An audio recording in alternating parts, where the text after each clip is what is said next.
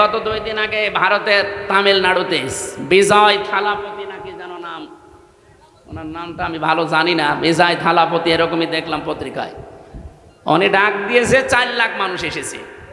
আর বাংলাদেশ জামাত ইসলামের আমির ডাক্তার শফিকুর রহমান ডাক দিয়েছিল 4 লাখ।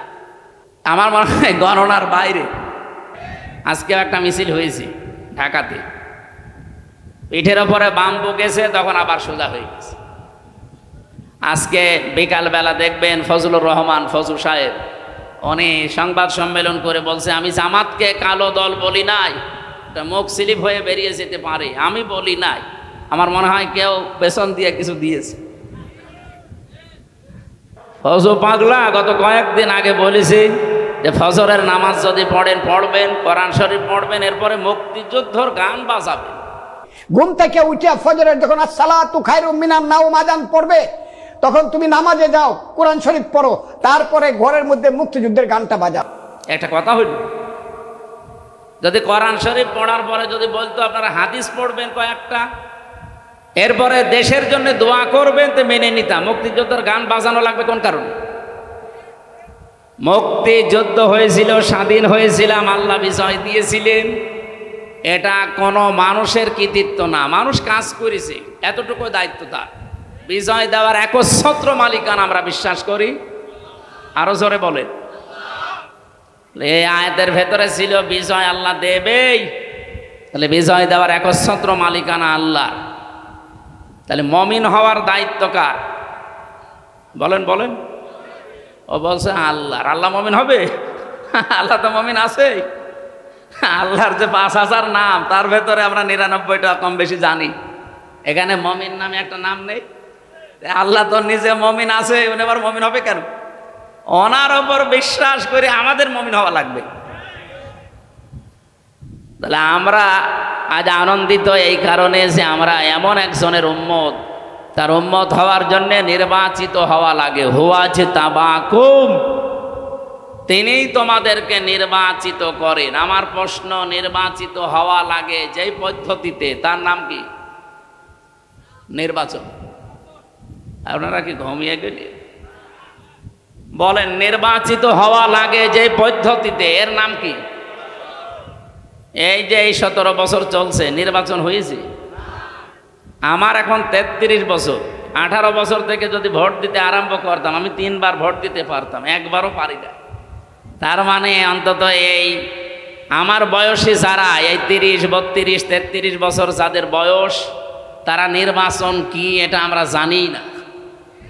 তাহলে এতদিন যারা আমাদের মাথার উপরে নির্বাচিত আমরা এই কথা বলে চালিয়েছে, এরা ডাহা মিথ্যাবাদী না? এমনকি যেটা পালিয়েছে ওটা এখনো মুখ জোর করছে যে আমি নির্বাচিত ছিলাম, আমারে উৎখাত করা হয়েছে। এত বড় শয়তান আর এত বড় মিথ্যাবাদী। আপনি নির্বাচিত ছিলেন, কে বলে আপনাকে নির্বাচিত? নির্বাচনই তো হয়নি, নির্বাচিত হইলেন কি করে? নির্বাচিত তো হওয়া লাগে নির্বাচনের মাধ্যমে। এই কথা বলেন না কেন? সুতরাং আগামীতে অনেকে চোরা গলি দিয়ে এদিক ওদিক দিয়ে আবার ওই কাজ করতে চাচ্ছেন না। এদেশে নির্বাচনের বাইরে কেউ নির্বাচিত হতে আর পারবেন না। আমি খোলাখুলি বলছি, এটা রেকর্ড হচ্ছে, সারা দেশে যাচ্ছে। অনেকেই সত্য মিথ্যা মিলিয়ে বিভিন্ন ষড়যন্ত্রের মাধ্যমে তারা জানাতে চায় বাংলাদেশ জামাত ইসলামী নাকি ষড়যন্ত্র করছে দেশে যেন নির্বাচন না হয়। এই যে কোরআন শরীফ আমার হাতে, এটা ডাহা মিথ্যা কথা। এই 1 বছর 1 মাসের ভেতরে বাংলাদেশ জামাত ইসলামী শুধু একমাত্র দল যারা নির্বাচনের সব কাজ অলরেডি আরম্ভ করে দিয়েছে। আপনি বলেন তো, এটা কি মিথ্যা কথা বললাম? এখনো কোনো দলের লোক এইভাবে মাঠে নেমেছে? আমরা তো নেমেছি আগে। আপনি কোন কারণে এ দলের ওপরে মিথ্যা তহমত চাপিয়ে দেন? মিথ্যা চাপাতে চাপাতে এখন আর জায়গা নেই। সুতরাং যারা এই ষড়যন্ত্রমূলক কথা বলছেন, আপনারা থামবেন। গত পরশুদিন কি হয়েছে রাতের বেলা আপনারা জানেন। গোপন সংবাদ এদেশে যা আরম্ভ করেছেন, আপনাদের 1 বছর 1 মাসের তালিকা কিন্তু বিশ্ব আন্তর্জাতিক মডেল যারা অনেকেই পেয়েছে হাতে, তারা আপনাদেরকেও দিতে চাচ্ছে না। আর মিথ্যা তহমত আমাদের ওপরে যা লাগিয়েছেন, এই কয়েকদিন ধরে যেটা চলছে, বিশেষ করে চরমপন্থার সাথে মৌলবাদ নাম দিয়ে এদেশের মুসলমানদেরকে অনেকেই এখনো পর্যন্ত কালার করার চেষ্টায় আছে এই বিশ্বের মডলদের কাছে। আমি খোলাখুলি বলছি, এ কথাটা ওনার না, যে বলেছে তার নাম নিলাম না, এ কথা দাদাদের। দাদারা শিখিয়েছে এতদিন খনি হাসিনাকে, ওই কথা এখন শেখাচ্ছে অনেককে। ওনার মতো যদি আবার ফাঁদে পা দেন, উনি তো অন্তত শ্বশুর বাড়ি পেয়েছে, আপনার তো শ্বশুর বাড়ি এই দেশে, আপনি কি করবেন তখন? এজন্য কারো কালো ফাঁদে পা দেওয়া যাবে না, চিন্তা ভাবনা করি। শেষে আপনারাও পাবেন না, ইসলামের হাতেও দিলেন না। শেষ পর্যন্ত এটা দেখবেন সাদা চামড়া যারা, তারা অন্য একটা ব্যবস্থা করে ফেলবে। এখন তো অন্তত দাড়ি রাখতে সুযোগ পাচ্ছে, নামাজ পড়তে যেতে পারেন মসজিদে। আমরা বাদ দিয়ে যদি অন্য কেউ শকুনের মতো এসে এই জায়গাটা দখল করে আবার একবার নিতে পারে না, তখন মসজিদেও যেতে পারবেন না, কপাল থাপড়িয়ে মরবে। আশা করছি রেকর্ড হচ্ছে বলে সারা দেশে যাবে, আমি সতর্ক করলাম, এটা আমি গোপনে জানি। আল্লাহ আমাদেরকে সব কিছু থেকে হেফাজত করুন। আমাদেরকে নির্বাচিত করেছেন কে বলেন? কি হওয়ার জন্যে? উম্মত, নবীজির উম্মত। যেহেতু আর 1-1.5 ঘন্টা 2 ঘন্টা পরে আরম্ভ হবে তার জন্মের মাস রবিউল আওয়াল, আমি এই সংক্রান্ত বিষয়গুলো সামনে এনে আজকে কথা বলতে চাই ঘন্টাখানিক। থাকবেন তো ইনশাল্লাহ? এখানে একেবারে নিস্তব্ধ হয়ে যাবেন, ভালো করে শুনবেন। যে আল্লাহ আমাদেরকে অন্তত এই গুরুত্বপূর্ণ একটা মাসে, সফর মাস শেষের দিকে রবিউল আওয়াল আসতেছে, তিনি আমাদেরকে কোরআন কেন্দ্রিক জীবন গঠন করার জন্য, রসুলের সুন্নাহ কেন্দ্রিক জীবন গঠন করার জন্য আজকের এই আয়োজনে হাজির হবার তৌফিক দিয়েছে। এখানে দল মত নির্বিশেষে সবাই আছি আমরা। আমাদের পরিচয় এখন একটাই, আল্লাহর বান্দা, রসুলুল্লাহর উম্মত। আর অন্য কোনো পরিচয় আছে? ওগুলো সব বাদ দেন। যে আল্লাহ আমাদেরকে সত্যিই বাড়ি থেকে পর্যন্ত নিয়ে এসে বসিয়ে রেখেছেন। আমি আসার সময় আমার পা দেবে যাচ্ছিল, তার মানে জায়গাটা এখনো ভেজা, কাদা, নিচ দিয়ে এখনো পর্যন্ত ঠান্ডা উঠতেছে। বৃষ্টি কখন নেমে যায় এখন তার গ্যারান্টি নেই। এই জন্য আমরা খুব তাড়াতাড়ি করব। খুশি হয়ে বলেন আলহামদুলিল্লাহ। দরুদ আর সালাম পাঠ করার মাধ্যমে আজকে আমরা আরম্ভ করছি রবিউল আওয়াল। রবিউল শব্দের শাব্দিক অর্থ হচ্ছে বসন্ত। আওয়াল মানে প্রথম, প্রথম বসন্ত। বসন্ত কি খারাপ? এটা আসলে সব সজীবতা ফিরে পায়। এ পৃথিবী ঠিক ওই রকম অকেজো হয়ে গিয়েছিল। রব্বুল আলামিন বলেন, লাকাদ মান্নাল্লাহু আলাল মুমিনিনা ইয বাআসা ফীহিম রাসূলাম মিন আনফুসিহিম ইয়াতলু আলাইহিম আয়াতিহি ওয়া ইউযাক্কিহিম ওয়া ইউআল্লিমুহুমুল কিতাবা ওয়াল হিকমা ইলা আখির আয়াত। সূরা আলে ইমরান থেকে বলছি, 164 নম্বর আয়াতে আছে, আল্লাহ পাক বলেন, লাকাদ মান্নাল্লাহ, অবশ্যই আমি আল্লাহ মানন করেছি, অনুগ্রহ করেছি, আলাল মুমিনিনা, পৃথিবীর মুমিনদের উপরে। আমরা যারা ঈমান এনে মুমিনের দাবি করছি, আমাদের উপরে সবচাইতে বড় মানান, অনুগ্রহ, দয়া আল্লাহর কি? ইদ বাআসা ফীহিম রাসূলা, আমি একজন রাসূল পাঠিয়েছি তোমাদের মাঝে।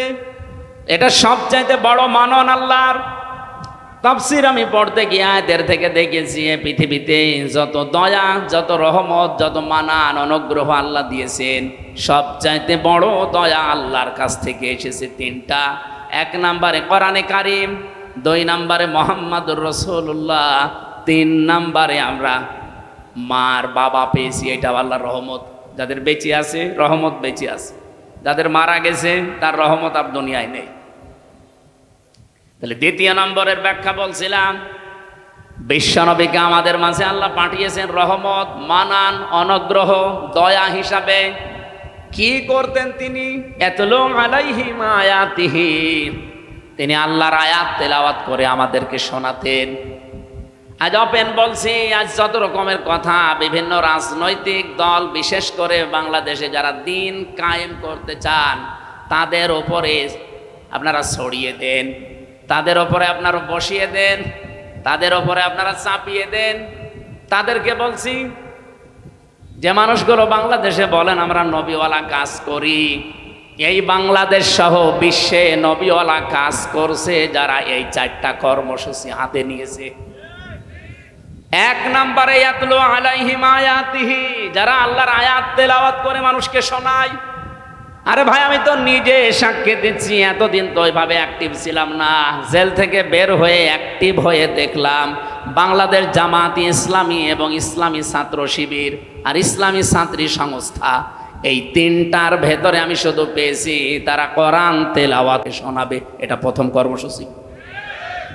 এটা শোনাতে হলে নিজের যোগ্যতা লাগবে, এই জন্য তাদের 15টা পয়েন্ট প্রতিদিন লেখা লাগে। তার প্রথম পয়েন্টে আপনি কোরআন শরীফ কয় আয়াত পড়েন, বুঝে পড়েন না আন্দাজে পড়েন, ওইটাও আবার লেখা লাগবে। হাদিস আপনি কয়টা পড়েন, বুঝে পড়েন না ব্যাখ্যা সহ পড়েন না আন্দাজে পড়েন, ওইটাও লেখা লাগবে। আরও তো 13টা বাদ দিলাম। আপনি এই 2টায় ধরেন, নবীওয়ালা কাজ করতে হলে অবশ্যই আপনাকে কোরআন জানা লাগবে। এই কথা বলেন এখানে। বাংলাদেশ জামাত ইসলামীতে যোগ দিতে হলেই আপনাকে যদি আস্তে আস্তে উপরে উঠতে হয়, মাস্ট বি কোরআন জানা লাগবে। জামাতের কোনো রকম হয়েছে কোরআন পড়তে পারে না, আপনি বাংলাদেশ পুরাটা যদি দেখাতে পারেন আমি ওয়াজ বাদ দিয়ে দেব। আমি নিজে তো সারা দেশে গেছি, আমার নিজের জেলা থেকেও বলছি। আমার মতো আমির হামজা, আমি হাফেজ, কোরআনের ওপর আমার অনার্স মাস্টার্স করা। আমার রকন হতে গিয়ে যিনি দায়িত্বে এসেছিলেন ঢাকা থেকে 120টা প্রশ্ন করেছি। আমার মতো মানুষ 120টা প্রশ্ন, কোরআন কেন্দ্রিক প্রায় 20টা, পরিবার নিয়ে 20টা। এতদিন পর্দার ওয়াজ করেছি, কিন্তু খাস পর্দা কি এটা আমি নিজেও ওভাবে মানতাম না। অক্টোবরের 13 তারিখে রোকন হওয়ার পর থেকে আমি বাস্তবে দেখেছি যে পর্দা কি জিনিস আর কেন করা লাগে। জামাত ইসলামীর কথা আমি এই জন্যে বলছি, বাংলাদেশে 73টা সংগঠন আছে, দল আছে। কোন দলে আপনি কাজ করলে জামাত কর্মী মানে সমাজকর্মী, অন্য দলের কোনো কর্মী মানে সমাজকর্মী আমি পাইনি। কিন্তু জামাত ইসলামের কর্মী হতে হলে আপনাকে আগে সমাজকর্মী হওয়া লাগবে। এটা বানিয়ে বললাম? আপনি সারা বাংলাদেশের 56,000 বর্গ মাইলে যেখানে জামাত কর্মী দেখবেন, সে শুধু কর্মী না, দেখবেন সে সমাজকর্মী। তার যতটুকু ইনকাম আছে ওই টাকা দিয়ে হলেও, দলীয়ভাবে হলেও, এলাকার মানুষকে নিয়ে হলেও সে সামাজিক কোনো কর্মকাণ্ডের সাথে দেখবেন লেগে আছে। এই জন্যে আমরা গ্যারান্টি দিতে পারি বাংলাদেশে জামাত ইসলামীতে ছোট থেকে বড় পর্যন্ত যারা আছে কেউ চাঁদাবাজি করে না। রবিউল আউয়াল মাসের যে 12টা শিক্ষা বলছিলাম না, তার একটা শিক্ষা আছে। আমরা শেষ পর্যন্ত ঘন্টাখানিক কথা বলতে চাই, থাকবেন তো? গুরুত্বপূর্ণ কিছু তথ্য নিয়ে আসবো ইনশাআল্লাহ। আমার ভাইরা, খুব অল্প সময়ের ভেতরে যেহেতু কথা শেষ করা লাগবে, নবীওয়ালা কাজ করতে হলে 4টা কর্মসূচি হাতে নেওয়া লাগে। 1 নম্বরে আপনি আল্লাহর আয়াত তেলাওয়াত করে মানুষকে শোনাবেন, দাওয়াত দেবেন। এটা জামাত ইসলামীর ভেতরে আমি পেয়েছি। এই জন্য নবীওয়ালা কাজ যদি কেউ করে তাহলে দেশে জামাত ইসলামী করছে। 2 নম্বরে ওই যাক্কিহিম, তারা পবিত্রকরণ। এই যে সংস্কার বলছেন, এটা এই শব্দ থেকে নেওয়া।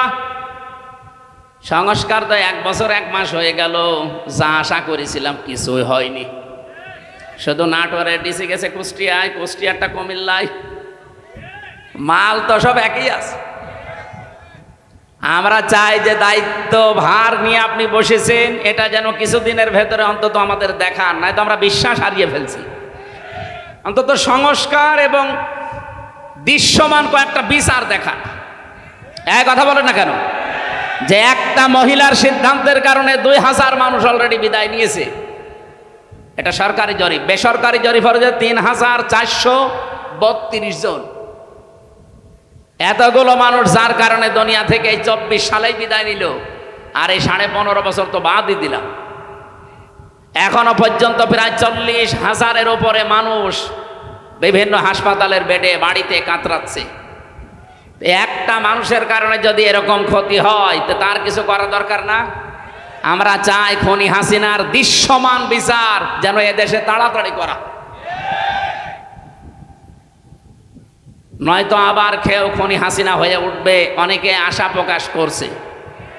আজকেও একটা মিছিল হয়েছে ঢাকাতে, পিঠের ওপরে বাম্বু গেছে, তখন আবার সোজা হয়ে গেছে। আজকে বিকালবেলা দেখবেন ফজলুর রহমান ফজল সাহেব উনি সংবাদ সম্মেলন করে বলছে, আমি জামাতকে কালো দল বলি নাই, মুখ স্লিপ হয়ে বেরিয়ে যেতে পারে, আমি বলি নাই। আমার মনে হয় কেউ পেছন দিয়ে কিছু দিয়েছে।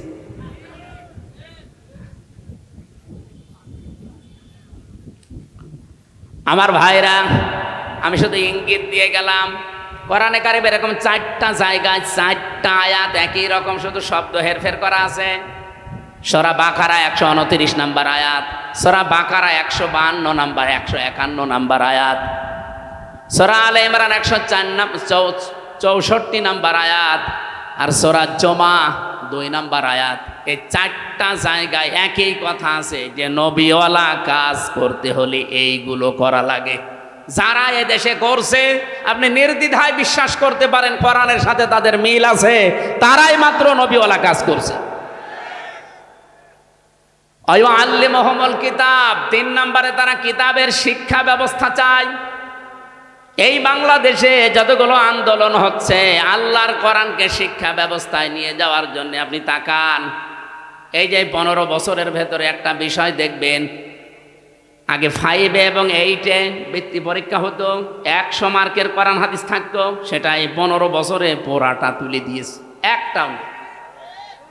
আমরা দাবি জানিয়েছি, আমরা আহ্বান জানাচ্ছি, যেহেতু আপনি 2 জন নবীর নাম নিয়ে বসে আছেন, ডক্টর মোহাম্মদ ইউনুস, কয়জন নবীর নাম? মোহাম্মদ ইউনুস, 2 নবীর নাম নিয়ে আছেন, অন্তত এই কাজটা করে যান যাওয়ার আগে, যে আমরা 1 থেকে মাস্টার্স পর্যন্ত দেশে এই কোরআনের 100 মার্কের কম্পালসারি সাবজেক্ট চাই। এই চান না এটা? সেদিন বাংলাদেশ জাতীয়তাবাদী দলের একজন সর্বোচ্চ পর্যায়ের নেতা, ওনার কাছ থেকে আহ্বান পেয়েই তিনি এসেছিলেন। বাংলাদেশের পথিতযশা যারা আলেমে দিন আছে বড় বড়, ডক্টর কাজী ইব্রাহিম, মুফতি ইব্রাহিম, এরপরে শায়েখ আহমদুল্লাহ, এরপরে শায়েখ হারুন ইসহার, আমি নিজেও ছিলাম, এরকম আরও যারা আছে, মাওলানা মামুনুল হক, শাকাত হোসেন রাজি আমিনী সাহেবের যে জামাই, এরকম বাংলাদেশে যতগুলো আলেম আছে সব এক জায়গায় হয়েছিল। তারা সবাই চাচ্ছে, এবং জাতীয়তাবাদী দলের গুরুত্বপূর্ণ কয়জন ছিল, আমি নাম নিলাম না, এই মানুষগুলো এসে সবাই তাদের মনের ভেতরে এই আশঙ্কা যে যেভাবে চলছে এইভাবে চলতে থাকলে আমাদের ছেলে মেয়েরাও শেষ বয়সে আমাদেরকে বৃদ্ধাশ্রমে রেখে আসবে। কারণ তারা আমার সাথে 3 বছর জেলে ছিল, আমি নিজে দেখেছি, পরিবর্তন হয়েছে তারা অনেকে। তারা এখন চাচ্ছে যে কোরআনে কারিম যেন অন্তত 100 মার্কের কম্পালসারি প্রত্যেকটা জায়গায় হোক। আমরা কোরআন কেন্দ্রিক হতে চাই। এর বাইরে যারা আছেন দাদাদের প্রেসক্রিপশন অনুযায়ী চলেন, ওনাদের ফোফা ছাড়া চলতে পারেন না। আপনার কপালে কিন্তু আমার মনে হয় এই ফজুর মতো গালিগালাজ খাওয়া লাগবে। দেখেন না আজকে কি গাল দিয়েছে, ওই ফজু বেরিয়া। একটা কথা হলো, আলেমদের বিরুদ্ধে কথা বলার ফল এটা। এই জন্য সাবধান থাকবেন, আপনিও যেন এরকম রাস্তায় নেমে আবার গাল না খান। বলে আমরা চাচ্ছি নবীওয়ালা কাজের এই 3 নাম্বার কর্মসূচি হাতে নিতে। আমি গ্যারান্টি দিতে পারি, বাংলাদেশ জামাতে ইসলামীকে যদি আল্লাহ ওই জায়গায় পৌঁছিয়ে দেয়, আল্লাহর কসম সংসদ থেকেই পাস হবে এটা ইনশাআল্লাহ। কোরআনে কারিমে দেশে 92% মুসলমান আমরা।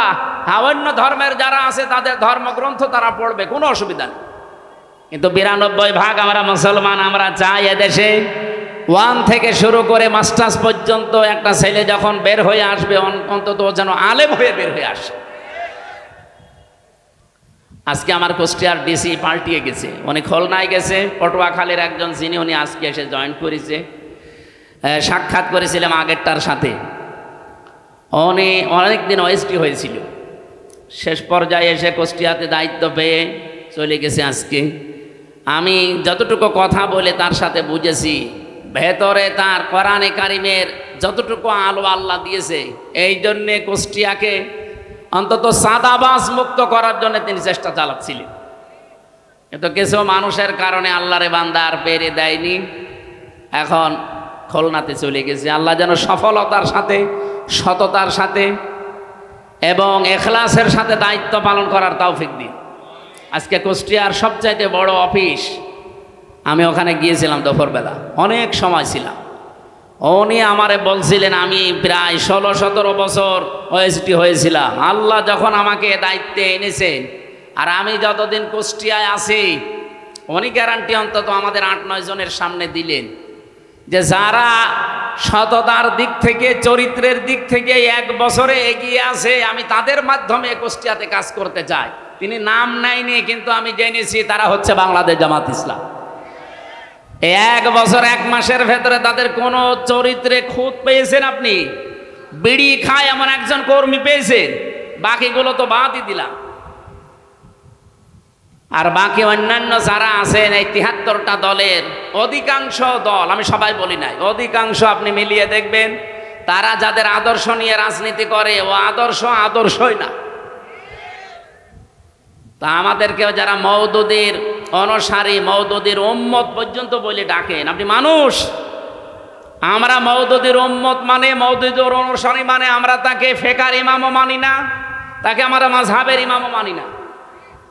তার হাজার হাজার দিক নির্দেশনা আছে, শুধু একটা বিষয় আমরা গ্রহণ করেছি, এই গণতান্ত্রিক পদ্ধতিতে ইসলামকে তার জায়গা মতো নিয়ে ইসলামের কাজগুলো করার এই একটা পদ্ধতি নিয়েছি। আপনার যদি এটা ভালো না লাগে, আপনি অন্যটা নেন, কিন্তু আপনি আমাকে মওদুদীর উম্মত বলেন, অনুসারী বলেন, কোন কারণে? আমি কি তার মতো টুপি মাথায় দিয়েছি? বলেন, তার টুপির যে সাইজ আপনি দেখেননি?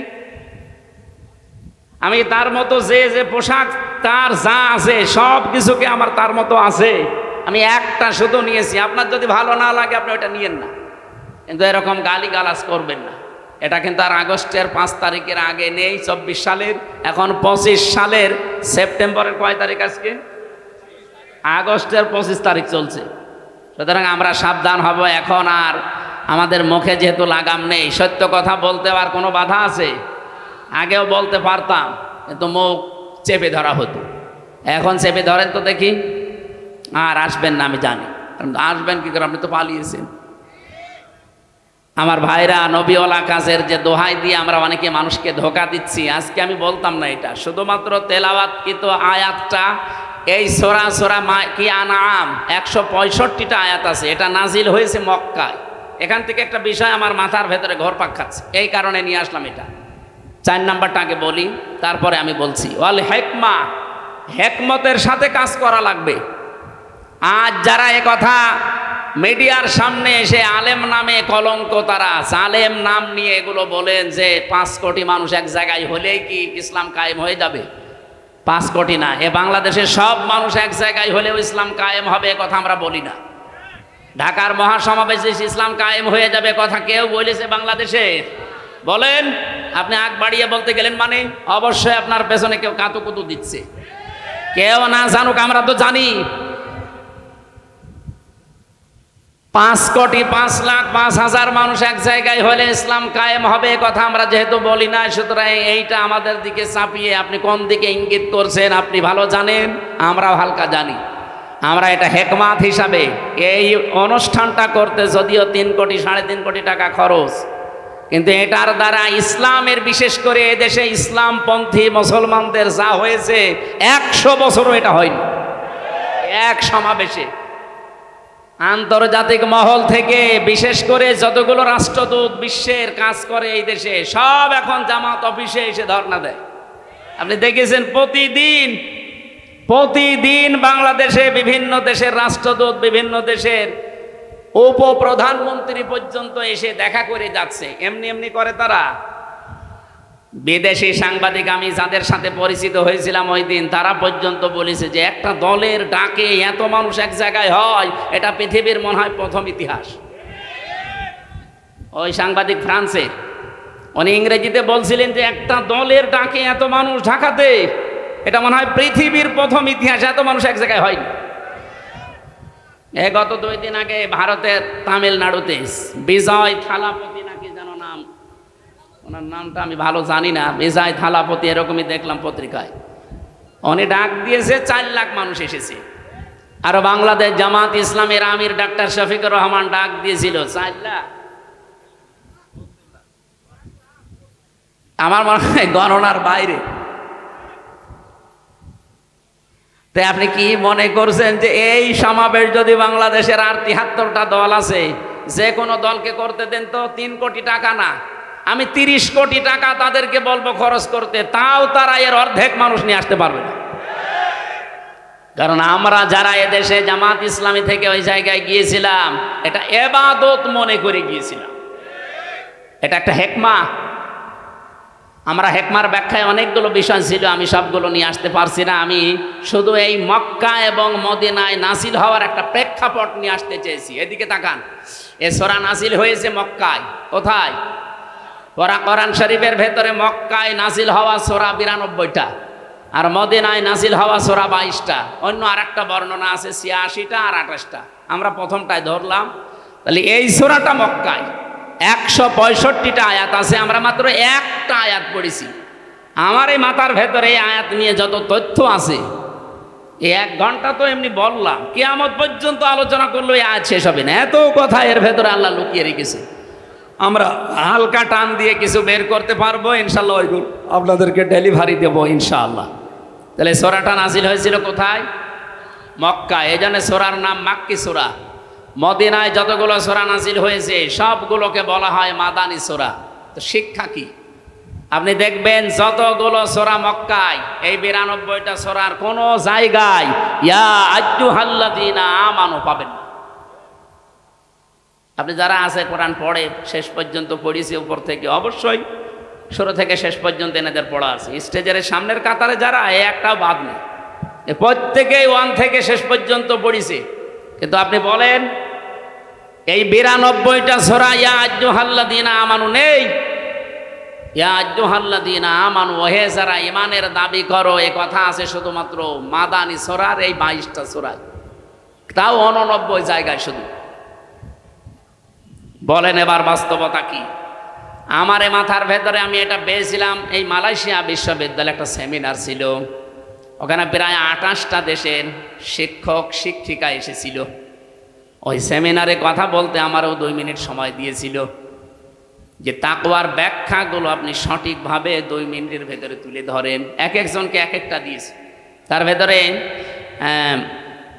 ওটা ফ্রান্সের, শিক্ষক ফ্রান্সের, উনি একটা তথ্য বলছিলেন, পৃথিবীতে সবচাইতে দামি পানি, ওয়াটার কোনটা বলেন তো? না,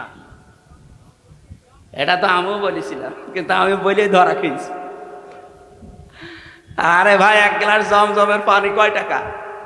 আমার কাছে আছে, আমি 5 লিটার পানি কিনে নিয়ে আসলাম, আসার সময় 12 টাকা নিল। 12 টাকা মানে বাংলাদেশে মনে হয় 380 টাকা। 1 টাকায় 32 টাকা, তো সেই হিসাবে 380 টাকা না কত হয়, তাও 5 লিটার। 1 গ্লাস পানির দাম খুব বেশি হলেও কত, 20-22 টাকা হবে বাংলাদেশে। এবার বাস্তবতা বলেন, পৃথিবীতে সবচাইতে এখন দামি পানি যেটা, না, অ্যাকোয়া ক্রিস্টালা, ওই যে নীতা আম্বানির বউ, নীতা আম্বানি পান করে, কি নাম, কি আম্বানি ওনার নাম? মুকেশ আম্বানির স্ত্রী নীতা আম্বানি। এটা স্বর্ণের কি যেন মিশিয়ে দেয় ওর ভেতরে, খুব দামি পানি। 1 লিটার পানির দাম বাংলাদেশের 3.5 লাখ টাকা। আমার মনে হয় মহিলার যদি 24 ঘন্টায় অন্তত 3-4 বোতল পানিও লাগে, 3-4 লিটার, কত টাকার পানি লাগতে পারে আপনি বলেন তো? 10-12 লাখ টাকার শুধু পানি খরচ হয় তার, আর বাকি যা তো বাদই দিলাম। এই পানিটা খুব দামি পানি। এই প্রশ্নের উত্তর আমি ওই দিন, আমিও আপনাদের মতো একেবারে হুসুকে বাঙালি, জমজমের পানি, জমজমের পানি। আমার এই হিসাব মিলিয়ে স্যার আমারে জিজ্ঞাসা করছে কোথা থেকে এসেছেন। আমি বললাম, আরবিতে বললাম, যেহেতু মেন বাংলাদেশ। উনি আরবি, ইংরেজি অনেকগুলো ভাষা আয়ত্তে আছে ওনার। আমারে বলছে যে এইভাবে লেখাপড়া করলে হবে? বিশ্ব সম্পর্কে জানা লাগবে না? তো ওই সেমিনারে একটা বিষয় আমি পেয়েছিলাম এইটা, তার ভেতরে যেহেতু জ্ঞান অর্জন করলে ওইটা আবার পৌঁছিয়ে দেওয়া লাগে। এ নির্দেশ কার? বাল্লেগো আন্নি ওয়ালাও, একটা বাক্য যদি জানো ওটা পৌঁছিয়ে দাও। সেই হিসাবে আমি পৌঁছিয়ে দিতে চাই, সঠিকভাবে তুলে ধরবো। মানবেন তো ইনশাল্লাহ? আপনি আবার মনে করেন না যে হুজুর টেনে কথা বলছে না। এই যে কোরআন শরীফ আমার সামনে, আল্লাহর কসম আমি যা শুনেছি বুঝেছি ওইভাবে বলছি। বলেন 92টা সূরা আল্লাহ নাযিল করলেন মক্কায়, একটা জায়গায় ওই ইয়া আইয়ুহাল্লাযীনা আমানু বললেন না। বলেন তো মক্কায় কি ওই সময় ইমানদার একটাও ছিল না? এক কথা বলেন না কেন? এই যে 13 বছর নবীজি মক্কায় ছিলেন, যতগুলো সূরা নাযিল হয়েছে একটা সূরায়ও আল্লাহ ইয়া আইয়ুহাল্লাযীনা আমানু বলেননি। ইমানদার আছে, স্বয়ং নবী আছে নিজে, আবু বকর সিদ্দিক আছে, হযরত ওমর আছে যিনি জান্নাতের গ্যারান্টি দুনিয়ায় পেয়েছেন, এই মানুষ আছে, অথচ আল্লাহ ইয়া আইয়ুহাল্লাযীনা আমানু দেননি। কেন? কারণ ওই সময় রাষ্ট্রের দায়িত্ব ছিল আবু জেহেল। কে ছিল? আরো জোরে বলেন। এই মানুষগুলোই মক্কা থেকে মদিনায় হিজরত করে সেখানে মাত্র 10 বছর রাষ্ট্রের নায়ক হচ্ছেন মুহাম্মাদুর। এই জন্যে আমার গজলের ভেতরে শেষ কলি এইটা ছিল, শুধু মেষ চড়ানোই সুন্নত না, রাষ্ট্রনায়ক হওয়া সুন্নত। কে কথা বলে না কেন? সুন্নাত নয় শুধু মেষ চড়াতে যাওয়া, আরো সুন্নাত হলো রাষ্ট্রনায়ক হওয়া। উনি রাষ্ট্রনায়ক ছিলেন না? কয় বছর? 10 বছর। এই 10 বছরে যে 22টা সূরা নাযিল হয়েছিল, আপনি দেখেন এই সূরাগুলো খুঁজে খুঁজে, এখানে আছে ইয়া আইয়ুহাল্লাযীনা আমানু, 89 জায়গায় আছে। স্যার আমাকে ওই দিন ডক্টর নোমান আলী খান ছিলেন আমেরিকার, উনি আমারে বলছিলেন উপস্থিত সবাইকে, আমিও তার ভেতরে শ্রোতা, এই জন্য আমি বলছি আমাকেই বলিস। এইভাবে বলছিলেন, দেখেন মক্কায় দায়িত্বে আছে আবু জেহেল, ইসলাম কায়েম নেই রাষ্ট্রীয়ভাবে, এই জন্য এত বড় বড় মানুষ সেখানে ইমানদার থাকার পরও আল্লাহর দৃষ্টিতে আল্লাহ ইয়া আইয়ুহাল্লাযীনা আমানু বলেন। কিন্তু এই মানুষগুলোই মদিনায় যেয়ে রাষ্ট্র ক্ষমতা রাসূলুল্লাহ হাতে নিলেন, আর এখানে রাষ্ট্রীয়ভাবে কোরআনে কারিমের 500 বিধান চলতো। এ কারণে আল্লাহর দরবারে তারা যারাই ছিল ওই দেশে সব এখন যারা ইমানদার সত্য সত্য, তারা এখন পরিপূর্ণ ইমানদার। আল্লাহর দৃষ্টিতে তারা ইয়া আইয়ুহাল্লাযীনা আমানু এর পর্যায়ে। বাংলাদেশে যতদিন পর্যন্ত ইসলাম রাষ্ট্রীয়ভাবে কায়েম না হয়ে আবু জেহেল, আবু লাহাব, উতবা, সাইবার মতো মানুষেরা এই দেশে দায়িত্বে থাকবে, আপনি যত বড়ই পাগড়ি মাথায় দেন আর যত বড়ই নবীওয়ালা কাজ করছি বলে নিজেকে প্রচার করেন, আল্লাহর দৃষ্টিতে আপনি 100 ভাগ ইমানদার হতে পারবেন না। 100 ভাগ ইমানদার হওয়া যায় তখন যখন এই বিধান 500 আছে শরীয়তের বিধান। কয়টা? এগুলো রাষ্ট্রীয়ভাবে চলবে। আর রাষ্ট্রীয়ভাবে চললে যে কি শান্তি পাওয়া যায়, আমি তো নিজে বিভিন্ন দেশে যাই, চোখে দেখে আসি। আপনি আফগানিস্তানে যান, মনে হবে একটা মিনি জান্নাতে আছি। আরে ভাই, খালি খেলেই ভালো থাকা যায়? আপনার নিরাপত্তা লাগবে না? আপনি আল্লাহর আইনের বিরুদ্ধে অবস্থান নিয়ে নিজেকে প্রচার করেন, ভয় পান না। এজন্য কোরআন জানিয়েছে ওয়া কাইফা আখাফু মা আশরাকতুম ওয়ালা তাখাফুনা আন্নাকুম আশরাকতুম বিল্লাহ মা লাম ইউনাজ্জিল বিহি আলাইকুম সুলতানা ওয়া কাইফা আখাফু। আমি কেমন করে ভয় করব? তোমরা যাদেরকে আল্লাহর সাথে শরীক করো তাদের বিষয়ে আমি কেমন করে ভয় করব, অথচ তোমরা আল্লাহর সাথে শরীক করে ভয় করো না। আমরা আল্লাহর আইন জমিনে কায়েম করতে গিয়ে বিভিন্ন উল্টাপাল্টা নাম শুনি, গালিগালাজ শুনি, হুমকি ধামকি পাই, কেন ভয় করব? আপনি আল্লাহর আইনের বিরুদ্ধে মানুষের তৈরি করা আইন কায়েম করতে গিয়ে ভয় পান না। আর আমরা ভয় পাইব মানে আপনার পক্ষে কোনো দলিল আছে? বলেন, আপনি যার আইন দুনিয়ায় কায়েম করতে চান তার পক্ষে কোনো দলিল আছে? তার চরিত্র আছে? তা আমরা যার আইনের কথা বলি, যার আইন কায়েম করতে চাই, আল্লাহর কসম কোনো ভয় আমাদের অন্তরে আর নেই। কারণ আমাদের নিরাপত্তার দায়িত্ব ডক্টর ইউনূসে। কার? ফাজ্জুল ফারিকাইনি আহাক্কু বিল তাফসিল। বলো তো, এই যে পৃথিবীতে দুইটা দল, একটা আল্লাহর আইনের পক্ষে, একটা আল্লাহর আইনের বিপক্ষে, এর ভেতরে সবচাইতে নিরাপত্তার হকদার কারা? ইন কুনতুম তা'লামুন, যদি জেনে থাকো। এই জন্য আমি 2 দিন আগে বাংলাদেশ জামাত ইসলামী কর্তৃক আয়োজিত এই যে কুষ্টিয়াতে হরিনারায়ণপুর ইউনিয়নে একটা সমাবেশ ছিল, আমাকে মেহমান করে নিয়ে যাওয়ার পরে আমি বলেছিলাম আগামীতে বাংলাদেশে যে নির্বাচন আসতেছে, যে ভোট আসতেছে, একটা হচ্ছে ইসলামের পক্ষে, একটা শয়তানের পক্ষে। এ কথার ভেতরে ভুল আছে, কারণ আল্লাহর আইনের পক্ষে আমরা অনেকেই এখন ইসলামী দল যারা সব এখন ভোটের বাক্স একটা দেওয়ার সিদ্ধান্ত নিয়েছি। এর বাইরে যারা আল্লাহর আইন বাদ দিয়ে অন্য আইন কায়েম করতে চান, আমি নাম নিলাম না তাদেরকে কোরআনে কারিমে শয়তানি বলা হয়েছে, নাকি আমি নিজে বানালাম? আল্লাহ রাব্বুল আলামিন বলেন আল্লাযীনা আমানু ওয়া লাম ইয়ালবিসু ঈমানাহুম বিযুলমিন উলাইকা লাহুমুল আমনু।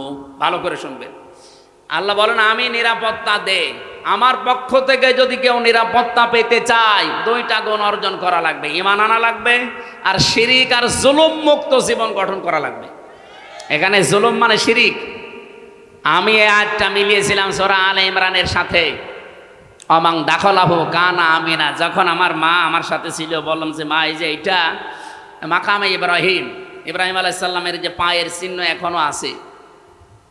উনি অনেকক্ষণ দাঁড়িয়ে দাঁড়িয়ে ঘুরছিলেন আর দেখছিলেন, তো ওখানে একটা আয়াত শোনালাম, মা নিজেও পড়ছিল অমাং দাখলাহু কানা আমিনা, যে আল্লাহর এই আয়াতের ভেতরে, এই এরিয়ার ভেতরে যারা আসবে তারা নিরাপত্তা পেয়ে যাবে। এ কথা কার? আপনি দেখবেন প্রায় 3.5 কিলোমিটার এলাকা জুড়ে কাবা শরীফের এরিয়া। আমি 3.5 কিলোমিটার পার হওয়ার পরে রাস্তায় লেখা দেখলাম মামনুউন গায়রা মুসলিম তাদখুল, বা এরকম আরবিতে লেখা আছে যে মুসলমান বাদ দিয়ে অন্য কোনো জাতির লোক এই এলাকায় প্রবেশ করা নিষেধ। কারণ এলাকাটা আল্লাহ নিজে নিরাপত্তা দিচ্ছেন। আপনার নিজের বাবার খনিও যদি সামনে পড়ে যায় এই কাবার এরিয়ার ভেতরে আপনি কিছুই বলতে পারবেন না। কি কথা বলছেন? এবার আমার প্রশ্ন এই নাটোরবাসীর কাছে, বলেন তো বাংলাদেশের এই 56,000 বর্গ মাইল কি কাবা শরীফ? তো এখানে নিরাপত্তা লাগবে না? আজ আমি রাস্তায় চলতে পারি না চাঁদাবাজির ভয়ে, ছিনতাইয়ের ভয়ে। গত পরশুদিন আমার ঘরের পাশে এসির তার কেটে নিচ্ছে দিনের বেলা, সিসি ক্যামেরা লাগানো আছে। আমি জমান নামাজ পড়তে গেছি, ওই সময় সিসি ক্যামেরায় দেখলাম 1:31 বাজে, তার মানে নামাজে দাঁড়িয়েছি অলরেডি, ওই সময় চোর কাটতেছে। একটা তার কেটে ও হয়তো নেশাখোর কয় টাকায় বিক্রি হবে, 200-300, অথচ ওটা লাগাতে 7,000 টাকা লাগবে। ও কাটতেছে, আমি 30 সেকেন্ডের ভিডিও ওসি সাহেবকে বললাম এই যে দেখেন তো। ও তো জানে না যে ক্যামেরা লাগানো আছে, ও ধান্দায় কাটতেছে। ওসি সাহেব বলছে ঠিক আছে আমি শনাক্ত করতে পেরেছি, দেখছি। আল্লাহ বিকালে বসে হুজুর ধরে ফেলেছি। বিকালে ধরা পড়ার পরে জিজ্ঞাসা করলাম কি? বসে আচ্ছা করে পিটালাম। বসে এর আগেও 2 বার কেটেছিলাম। তার মানে ঠিকই বলেছি, এর আগেও 2 বার কেটেছি। কি করলেন? বছরে চালান দিয়ে জেলে পাঠিয়েছি। এই যে এই লোকটা দিনের বেলায় আমার নিরাপত্তা নেই, আমার জিনিসের চুরি হয়ে যাচ্ছে। আর এই রাতে এখন এই 10:30-11টায় কুষ্টিয়া পর্যন্ত নিরাপদে বাড়ি যেতে পারবো কিনা সে গ্যারান্টি এখন আমার হাতে আছে নেই। তাহলে এই 56,000, এখান থেকে কুষ্টিয়া মাত্র 60 কিলো এই জায়গা থেকে, তাহলে 56,000 বর্গ মাইল, প্রায় 1250 কিলোমিটার এদিক ওদিকে, এত বড় বিশাল এরিয়া কাবা শরীফের মতো নিরাপত্তা দেওয়া লাগবে না? এটা তো ডক্টর ইউনূসই পারবে নাকি? বলেন বলেন।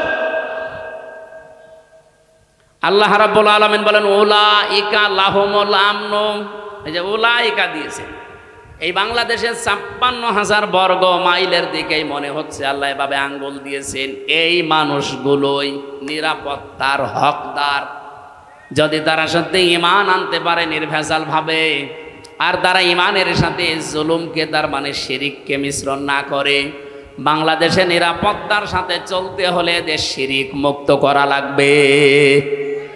যত শিরিক পৃথিবীতে আছে 120 প্রকার পর্যন্ত আমি পড়েছি, সবচাইতে বড় শিরিক হচ্ছে আল্লাহর আইনের সাথে শিরিক করা। সুতরাং এই দেশে আমরা আল্লাহর আইনকে যারা প্রতিষ্ঠা করতে চাই তাদের জীবন শিরিক মুক্ত।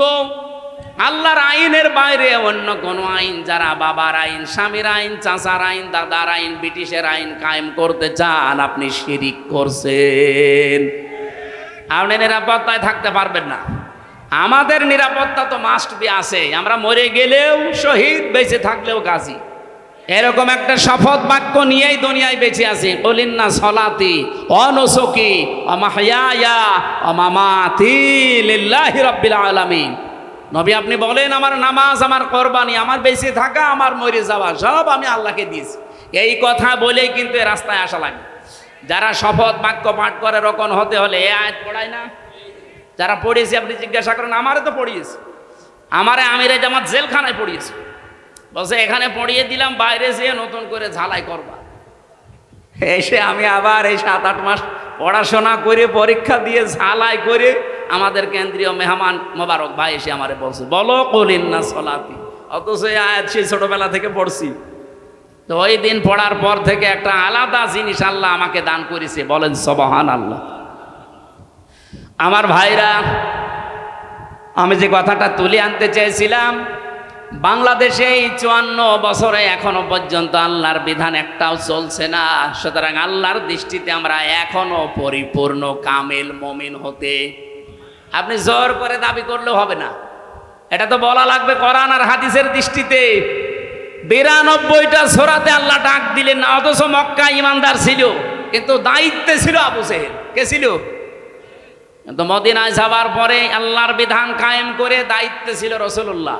তাহলে বাংলাদেশেও রাসূলুল্লাহর খাঁটি উম্মত যারা আল্লাহর আইন চায় সৎ লোকের, এই বিধানগুলো দিয়ে 500 আইন যেদিন বাংলাদেশে কায়েম হবে, সেই দিন এই দেশের মানুষ বুক ফুলিয়ে বলতে পারবে আমি ইমানদার। তাদেরকে আল্লাহ ডাক দেবেন, ইয়া আইয়ুহাল্লাযীনা আমানু। আমার কথা মনে হয় আমি অল্প সময় হলেও বোঝাতে পেরেছি। তাহলে এই দেশে ইমানদার হয়েও যদি এখন মারা যেতে চান, পরিপূর্ণ কামেল মুমিন ইমানদার, তাহলে এই দেশে ইসলাম কায়েমের আন্দোলন করা নফল না ফরজ? আরো জোরে বলেন। সবাইকে আল্লাহ আমার এই কথা শোনার পরে নিয়ে আসবে, বিষয়টা এমন না। সূরা শুরার শেষের দিকে আছে 13 নম্বর আয়াতে আল্লাহ পাক বলেন, আনাকিমুদ্দিন ওয়ালা তাতাফাররাকু ফি, দিন কায়েম করো, এ বিষয়ে কোনো মত পার্থক্য ফতোয়াবাজি মতবিরোধ করবা না। নবী আপনি এ কথা বললেই সবাই দলে দলে আসবে তা না। কাবুর আলাল মুশরিকিনা মা তাদউহুম ইলাই, আপনি যেদিকে মানুষকে ডাকেন দিন কায়েম করার জন্যে, সবচাইতে বেশি খারাপ লাগবে কথাটা শুনলে মুশরিকদের। আমি কি বানিয়ে বললাম? কাবুর আলাল মুশরিকিনা মা তাদউহুম ইলাই। নবী যেদিকে ডাকেন মানুষকে যে দিন কায়েম করা লাগবে, এটা ফরজ, সব নবী করেছে, সবাই আসবে না। মুশরিকদের কাছে সবচাইতে বেশি খারাপ লাগবে। তা আমরা দিন কায়েমের কথা বললে আপনি ট্যাগ দেন কোন কারণে? আপনি কি মুশরিক?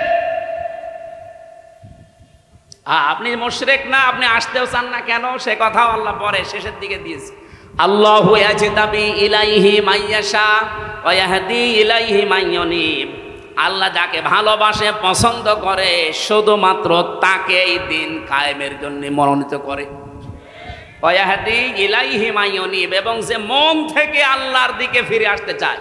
সুতরাং বাংলাদেশে এই 18 কোটি মানুষের ভেতরে গত পরশু দিনের একটা জরিপ বলছি, এখন প্রায় 7 কোটি 20 লাখ মানুষ অন্তত ডাইরেক্ট ইনডাইরেক্ট ভাবে দিন কায়েম হোক এটা চাচ্ছে। 18 কোটির ভেতরে 7 কোটি 20 লাখ। আমি আশা করছি আর 1 বছর যেতে দেন, যদি ডবলও হয়ে যায় তাও কত কোটি হবে? 14 কোটি 40 লাখ। বাকি যারা আছে কিয়ামতের আগেও আর আপনাদের আশা স্বপ্ন পূরণ হবে না। এই জন্যে ফজর মতো, হাবিবের মতো, হারুন ভাইয়ের মতো মানুষকে লাগিয়ে দিয়েছে। এরা এই 15.5 বছরে কোনোদিন এদের মুখে রাজাকার রাজাকার শুনি না, আল বদর মৌলবাদী শুনি নাই। হঠাৎ করে এদেরকে লাগিয়েছে এই কারণে, কারণ আমি নিজে তাদের সাথে দেখেছি, তো তারাই গোপন কথা আমার বলে দিয়েছে। 3 বছর ছিলাম একাধারে, তাদের বহু গোপন কথা আমি জানি। এতদিন বলে না, এখন হঠাৎ করে এই ভাঙা বাইক বাঁচিয়ে বাংলার মানুষকে বিভ্রান্ত করতে চাচ্ছেন।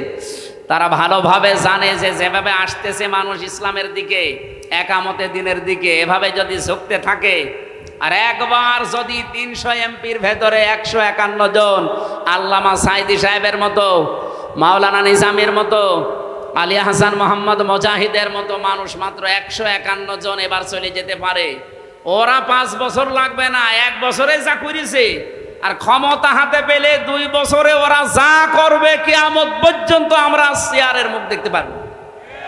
এইটাই বাস্তবতা। আমি একেবারে কাছে থেকে এই কথাগুলো শুনেছি, এটা ডেলিভারি দিয়ে দিলাম, আপনারা প্রচার করেন যা। সুতরাং ফজুর মুখে এবং হাবিব ভাইয়ের মুখে চুনকালি পড়বে।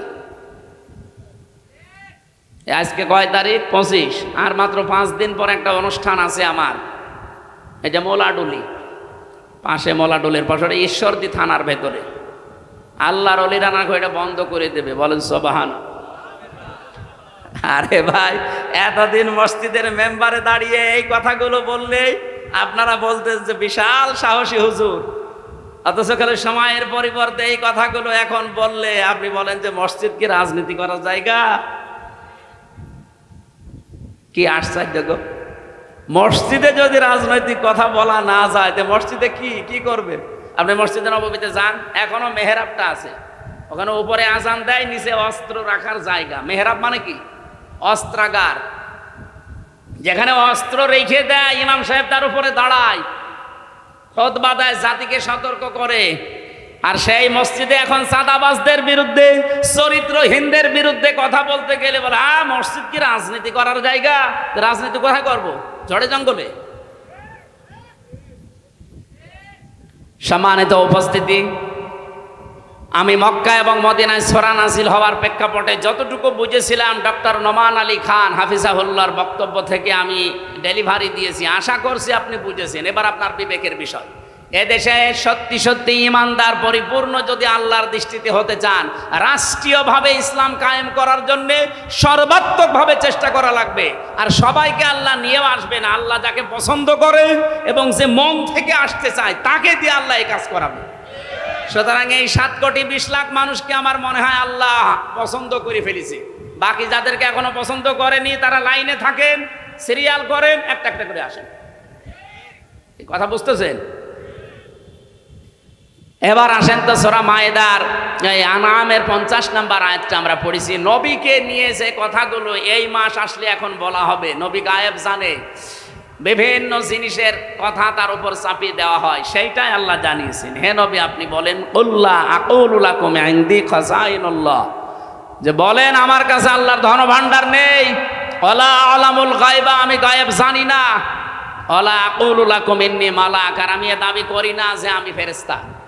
ইন আত্তাবিউ ইল্লা মা ইউহা ইলাইয়া, আমি তো অনুসরণ করি শুধুমাত্র অতটুকুর যেটা নাজিল হয় আমার প্রতি।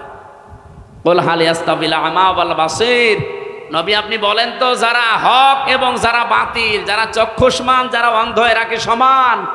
আফালা তাতাফাক্কারুন, এরপরও চিন্তা করবা না? এবার আসেন আমরা বাস্তবতায় যাই। বাংলাদেশে যেহেতু রবিউল আউয়াল আসলে 2টা জিনিস সামনে চলে আসে, একটা মিলাদ আর একটা সিরাত।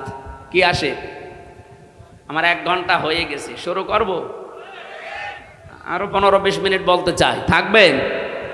এই যে যারা উঠে যাচ্ছে এরা কি ওইগুলো নাকি? উঠেছেন না ভাই, অন্তত 10 মিনিট সময় দেন। আমারও সে ফজরের পর থেকে আবার আরম্ভ অনুষ্ঠান একেবারে সন্ধ্যা পর্যন্ত। এই জন্য অনুষ্ঠানগুলো এখন সব গুটিয়ে ফেলেছি, দূরের কোনো জেলায়ও যাচ্ছি না। নির্বাচনের আগ পর্যন্ত তো এই 5-7টা জেলায় আমি শেষ করতে চাচ্ছি। সারাদিন আমার সাংগঠনিক কাজ থাকে, আর এই মাগরিবের পর থেকে রাত 9টা 10টা 11টা পর্যন্ত আপনাদের সময় দিয়ে যাব। পাবনা, নাটোর, ওদিকে মেহেরপুর, চুয়াডাঙ্গা, ঝিনাইদহ, রাজবাড়ী, এই শেষ। আর বাইরে যাব না ইনশাল্লাহ। আমিরে জামাত আমাদের নির্দেশ দিয়েছেন যার যার এলাকায় কাজ করতে। আল্লাহ আমাদেরকে যেন ইখলাসের সাথে কাজ করার তৌফিক দেন, আমিন।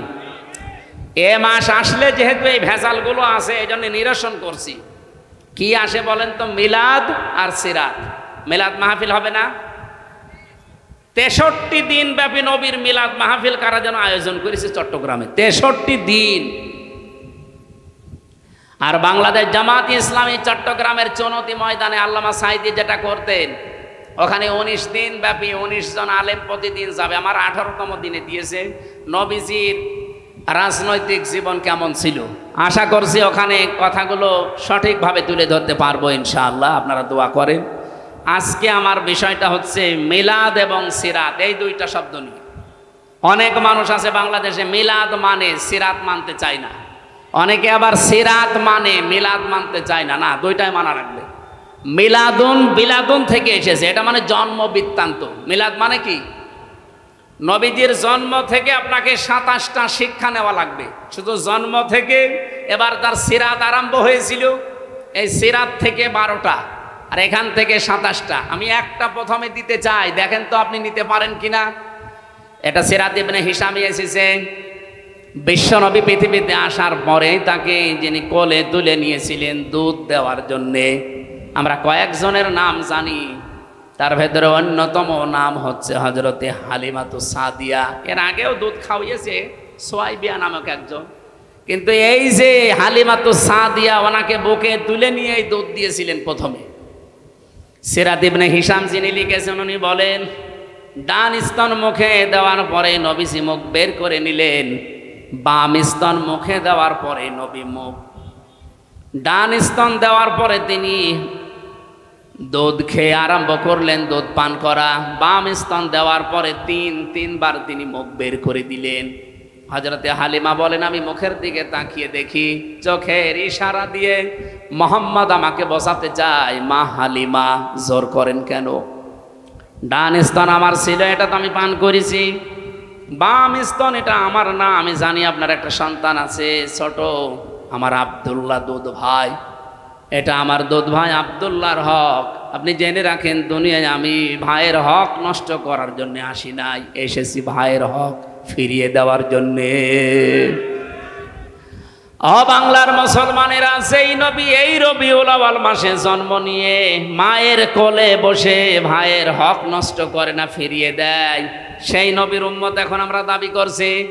এ রবিউল আউয়াল মাস আসলে অনেকেই সাদাবাজি থেমে নেই,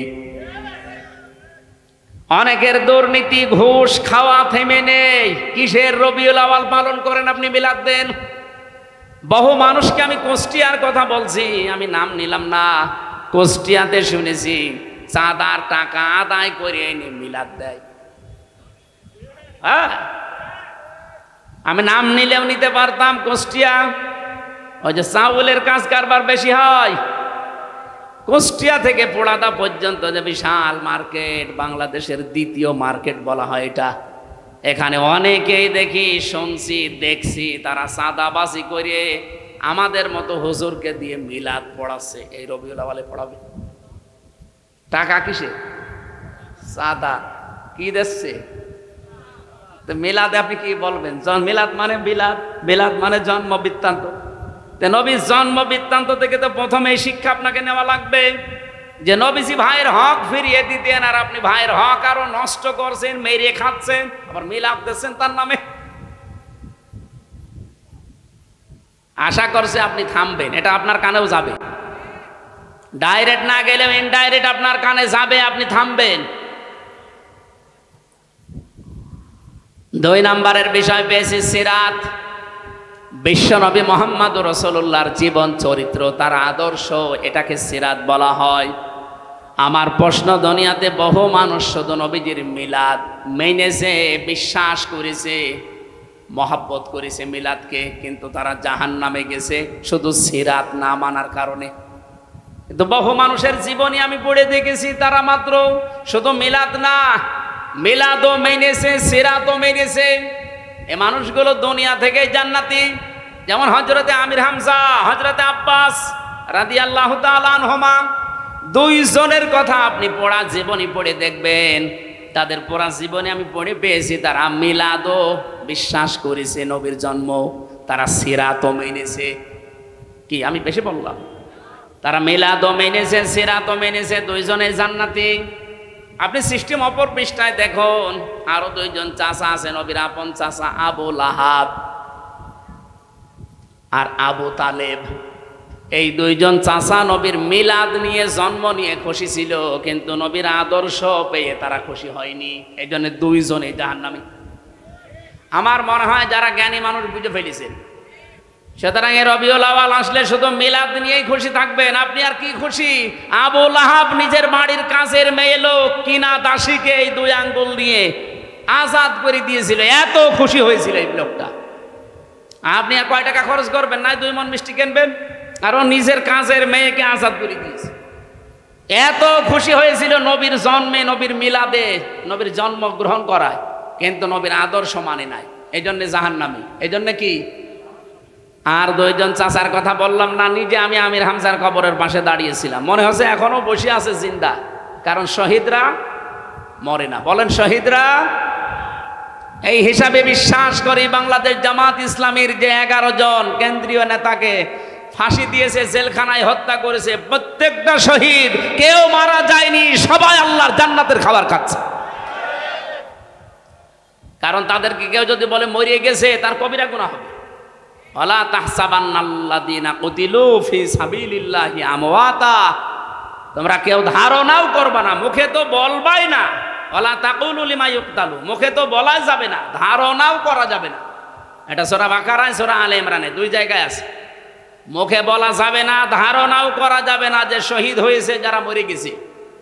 আল্লামা শহীদ দেলাওয়ার হোসাইন সাইদি রহমতুল্লাহ আলাই, উনি কি মরে গেছে না শহীদ হয়েছে?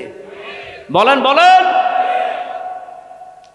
আল্লামা সাইদি তুমি মরনি, শহীদ হয়েছ তুমি এটাই জানি। বলেন বলেন।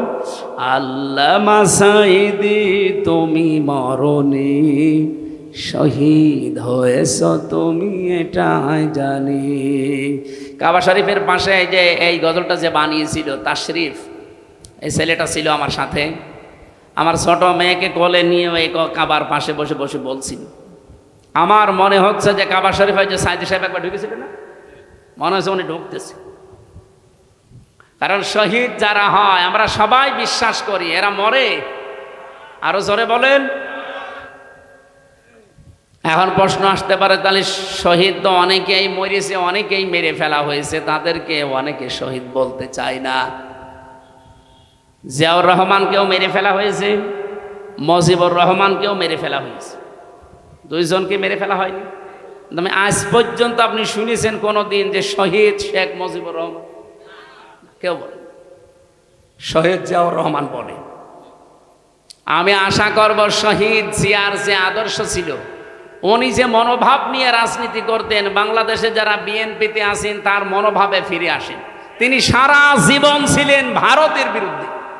আপনি তার জীবন পড়ে দেখেন, সারা জীবন তিনি ভারতের আগ্রাসনের বিরুদ্ধে ছিলেন। আর আপনি কি দল করেন যে দাদাদের কথা ছাড়া নড়তে পারেন? তার মানে আপনি ওনার আদর্শের ওপরে আর নেই। ওনার রাজনৈতিক জীবন একটু ভালোভাবে পড়ার আহ্বান জানাচ্ছি। আমরা যাকে মেনে চলছি, যার দেখানো পথে চলছি, শহীদ আল্লামা দেলাওয়ার হোসাইন সাইদি সারা জীবন ভারতের আগ্রাসনের বিরুদ্ধে কথা বলেছে। বাংলাদেশ জামাত ইসলামীতে যারা আছে তাদের একই মনোভাব। আপনি দেখেন, কারো মাতব্বরি আমরা পছন্দ করি না। আপনি বন্ধুত্বের হাত বাড়িয়ে দেন, প্রতিবেশী হিসাবে আমরা মেনে নেব, মাতব্বরি করবেন ওটা আমরা মানি না। কথা বলেন না কেন? মাতব্বরি মেনে নেওয়া যদি মানুষের স্বভাব হতো তাহলে সিঙ্গাপুর মেনে নিত। সিঙ্গাপুরের পাশে মালয়েশিয়া, 5 ডবল না, আমার মনে হয় সিঙ্গাপুরের চাইতে মালয়েশিয়া কমপক্ষে 50 ডবল বড় হবে। কারণ বাংলাদেশের এই নাটোর যত বড়, সিঙ্গাপুর এত বড় না। নাটোরে এই মাথা থেকে ও মাথা কত, 60-70 কিলো হবে না? 60-70 কিলোর বেশি হবে এ মাথা ও মাথা, অথচ সিঙ্গাপুর মাত্র 42 কিলো। তাহলে সেই হিসাবে বাংলাদেশের 64টা জেলা, নাটোর তো খুব বড় জেলা না, কুষ্টিয়া চাইতেও ছোট। সেই হিসাবে আমি বলছি যে সিঙ্গাপুরের চাইতে মালয়েশিয়া 50 ডবল বললে ভুল হবে, আরো বড়। কারণ মালয়েশিয়া বাংলাদেশের কমপক্ষে 7 ডবল, এর চাইতে 7 ডবল বড় বাংলাদেশের চাইতে। অথচ তার পাশে সিঙ্গাপুর ঠিক বন্ধুত্বের হাত বাড়িয়ে দিয়েছে, তাদের এরকম তার কাটা দেওয়া নেই। বন্ধুত্বের হাত বাড়াবেন আপনি, প্রতিবেশী তার কাটা দিয়ে রাখবেন কোন কারণে? বিশ্বের কতগুলো উন্নত দেশ ঘুরে আসলাম, যারা আজ বন্ধুত্বের হাত বাড়িয়েছে, প্রতিবেশী কই, তাদের তো তার কাটা নেই। আপনাদের সাথে আমাদের শত্রুতার কারণ এইটাই, আপনারা আন্দাজে নাক গলাতে চান। এটা যতদিন মেয়ে ছিল ততদিন আপনি পেরেছেন, এখন মেয়ে নেই আর পারবেন না। নতুন করে কাউকে জামাই বানাতে চাইলে আগে জামাই বানান, তারপরে। আর আমরা আপনার জামাই হব, কারণ আপনার সাথে আমাদের আত্মীয়তা করা যায় না। আপনার হচ্ছে বললাম না, মুসলমানই দেওয়া লাগবে। আমরা যে জাতি, আমাদের সাথে আপনাদের আত্মীয়তায় যেহেতু জায়েজ নেই, সুতরাং প্রতিবেশী যেভাবে থাকে ওইভাবে থাকেন, আমরা আপনাদের বিরুদ্ধে যাব না। কিন্তু প্রতিবেশী যখন মালিকের স্রোত ধরবেন তখন সারা জীবন বিরোধিতা করা লাগবে। এই কারণে আমরা রাসূলুল্লাহকে শুধুমাত্র মিলাদে মেনে, সিরাতে না মেনে আবু লাহাব আবু তালেবের মতো হতে চাই না। আমরা হতে চাই আমির হামজা হযরত আব্বাস রাদিয়াল্লাহু তাআলা আনহুমা। মিলাদও মানতে চাই, সিরাতও মানতে চাই। সিরাত মানবেন কোথা থেকে? 40 বছর থেকে শুরু করে 63, এই 23 বছরে 1 সেকেন্ডও বাদ দিতে পারবেন না। অনেক সময় হয়ে গেল। আজকে আমার সকালবেলা থেকে অনুষ্ঠান শুরু, ফজরের নামাজ পড়ে, মানে প্রায় কালকে 8টা হিসাব করে লিখে দেখলাম, 8টা অনুষ্ঠান কাল সারাদিন। এরপরে মাগরিবের পর আবার সিরাত অনুষ্ঠান। আমি আজকে চালাতে গেলে অনেক সময় লেগে যাবে, আমি আর চালাতে পারছি না। 1 ঘন্টা 20 মিনিট চলছে। আগামী থেকে আবার দেখবো ইনশাআল্লাহ। আল্লাহুম্মা আমিন। লা ইলাহা ইল্লা আনতা সুবহানাক ইন্নী কুনতু মিনাজ জালিমিন। রব্বুল আলামিন, বিশ্বনবী যেটা না অনেকেই সেটা মনে করে তার সাথে পর্যন্ত শিরিক করে ফেলে। এই রবিউল আউয়াল মাস আরম্ভ হচ্ছে, আমাদেরকে তুমি বাঁচাও।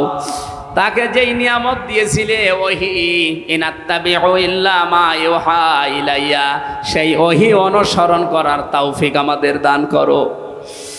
ওয়ানদির বিহিল্লাযীনা ইয়াখাফুনা ইউহশারু ইলা রাব্বিহিম লাইসা লাহুম মিন দুনিহি ওয়ালিয়্যুন ওয়ালা শাফিউন আল্লাহুম ইয়াত্তাকুন। তুমি যে কোরআন নাযিল করলে, এটার মাধ্যমে আমরা যেন সতর্ক হয়ে বাকি জীবন চালাতে পারি। মক্কায় এতগুলো ইমানদার থাকার পরও তুমি আইয়ুহাল্লাযীনা আমানু বলনি। মদিনাতে তোমার নবী কোরআনে কারিমের শাসন কায়েম করার পরে তোমার দৃষ্টিতে তারা পরিপূর্ণ ইমানদার হয়েছিল। আমাদের এই 56,000 বর্গ মাইলে কোরআনে কারিমের এই 500 আয়াত আল্লাহ তাআলা আগামীর সংসদে 300 এমপির ভেতরে 151 জন যেন আব্দুল হাকিমের মতো হতে পারে। আমরাও চর্ম চোখে দেখতে চাই।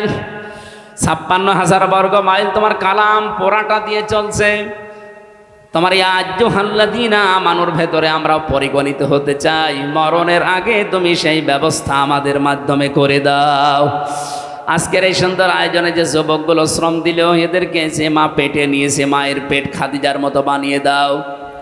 সম্মানিত সভাপতি ওবায়দুল্লাহ সাহেবকে কবুল করো। প্রধান অতিথি ডক্টর মীর নুরুল ইসলাম, আল্লাহ আলহাজ অধ্যাপক মাওলানা আব্দুল হাকিম সহ জনাব হাবিবুর রহমান, আবু বকর সিদ্দিক, নাম না জানা যত মানুষ আমরা এখানে আমিন আমিন করছি। আমাদের জীবনের আশা জায়েজগুলো পূরণ করে দাও।